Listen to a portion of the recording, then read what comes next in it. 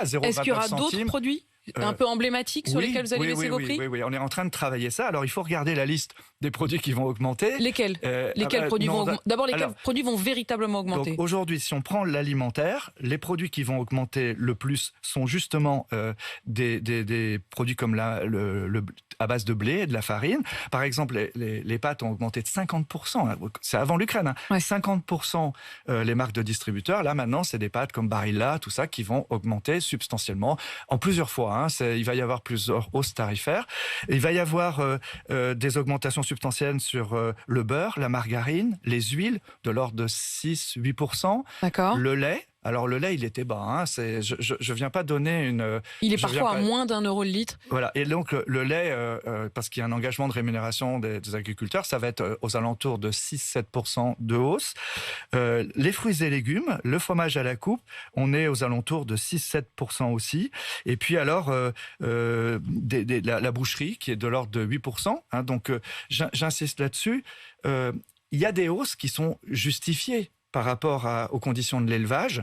Et donc, je ne veux pas ici me mettre à dos, ni en plus contester ces hausses-là. La loi nous l'impose, mais il y en a d'autres, si je comprends bien, et si je finis votre phrase, oui, pour lesquelles vous estimez que ces hausses ne sont pas justifiées et que vous pourriez les faire baisser? Par exemple, quand maintenant on nous ramène la hausse du prix en Ukraine sur le blé et tout ça, en fait, d'abord, nos céréaliers, ils vont s'enrichir sans travailler plus avec la hausse parce que ce sera mécanique, eux-mêmes, voilà. Ils vendront leur blé plus cher. Donc c'est normal que pour le coup d'après, quand même, on touche pas à la matière agricole, mais les produits de panification, les viennoiseries et tout ça, on va pas remettre une couche aux consommateurs français. Et puis, vous avez des grandes multinationales comme Nestlé, mais même Danone, Unilever, ils ont écrit à leurs actionnaires, là, moi je regarde ça, nos acheteurs regardent ça, ils ont écrit à leurs actionnaires pour dire que pendant cette période, ils veulent aussi augmenter le dividende aux actionnaires. Donc, on ne va pas faire payer aux consommateurs français des hausses qui sont soit spéculatives... Et ça, vous trouvez ça injuste? Pas normal? En tout cas, ça se négocie. Ça se négocie, ça veut dire quoi? Alors que normalement, le 1er mars, c'était fini les négociations. Vous pourriez les rouvrir? Non,